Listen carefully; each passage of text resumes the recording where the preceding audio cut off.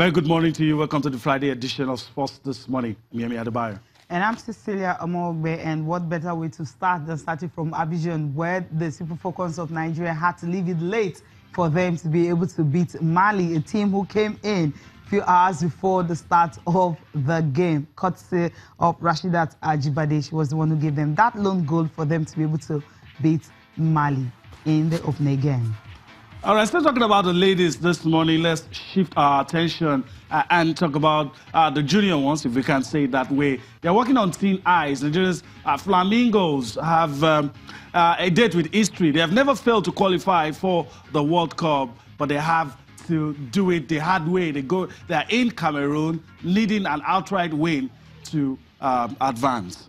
Okay, that's the way it is. And also on the program, Roger Federer is edging closer. Just one more game before he becomes world #1 again. After more than 5 years and 106 days, if Roger Federer wins his next game, he becomes world #1 again. And also the oldest man at 36. Well, we just can't wait for that to happen. We can't wait. We can't wait. I mean, looking at this man. Well, like I always say, I will have the privilege of telling my kids that I saw Roger Federer in his prime, and what a delight to always see this man play. What a delight! All the records broken, all the things that he's done. Yes, I was saying that Coach Schreiber would probably have something to say about that. Unfortunately, he didn't have anything to say about it anyway. And just like you rightly said, just one more game. Yeah, it's really edging closer to becoming world #1. But the thing is, Roger Federer, it wasn't like a walk in the park for him, the game against Philip Kohlschreiber. It had to really dig deep for him to be able to get a win over him. And how did this happen? It ended 7-6, 7-5. But the good thing is it's through to the last 16, and just one more. That's in the last 16, so it's through the quarterfinals. One more game, of course, he will overtake Rafael Nadal at the top of the rankings and reclaim the world #1 for the first time since 2012. For Roger Federer, when you check his age at 36 and Philip Kohlschreiber 34, I felt it's a battle of the oldies. It was really a battle of the oldies because at the end of the day, in 12 attempts that both of them have met, you were thinking this one might just be a very easy one for Roger Federer because 12 times they've met, Roger Federer have always had the upper hand. But this time around, it wasn't to be. Maybe we'll just enjoy the game, and after that, we'll listen to Roger Federer. I didn't know there was no...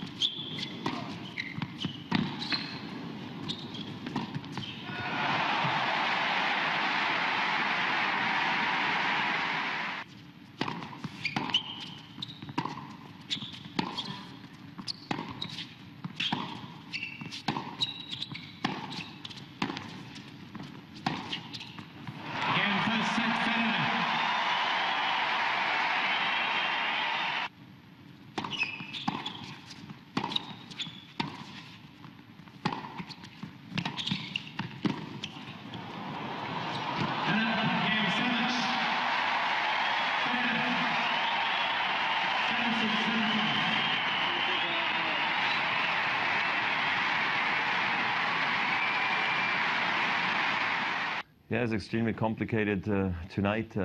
Couldn't really find my range and my rhythm. I think Philip, did that to me. I just struggled, Maybe it's still very early in the tournament, and yesterday was a bit too simple. All of a sudden today, when the score was close, I just wasn't able to release my shots. But it was a battle. You had to get maybe a tiny bit lucky in the beginning of that first set when he had a couple of set points. So that was good serving there as well, and aggressive tennis, the way I would have liked to play the whole match. But it was a fight today, and those are the good matches to win. And at the end, I was quite relieved to come through. Well, he wasn't the only one in action at Rotterdam. You also have Grigor Dimitrov is also there. And of course, he's ranked #2 in that tournament. But the good thing is he was able to advance to the quarterfinals, beating a guy from Serbia, Filip Krajinovic, 7-6, 7-5. It was a spectacular one for him. Maybe we'll just enjoy that game and we'll come back, we'll talk more on it.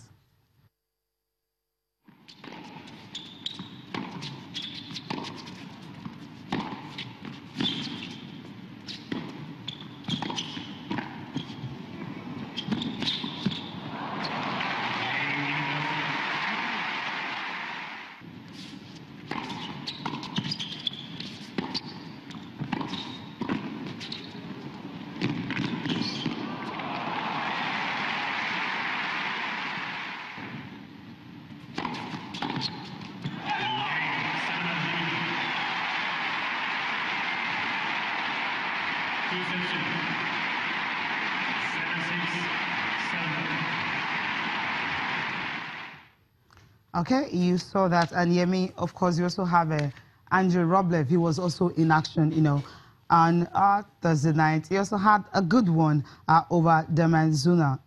That game ended 6-4, 7-6 in the round of 16 tie. Yeah, a very good performance from him, advancing to the next round. And, you know, we'll see what some of these guys will, you know, put in that next-gen category, what they can do. But for, you know, like we said earlier, for Roger Federer, the one for him, if he wins his next game, is number one. For these other guys, winning means a lot. Let's see Andrei Rublev, how he was able to dispatch his opponent and progress to the next round.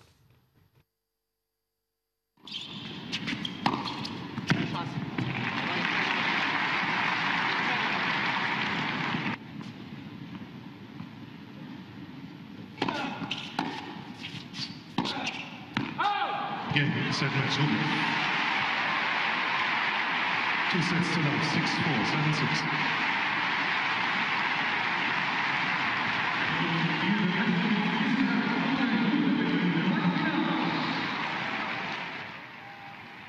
All right, that's Rublev getting past his opponent right there.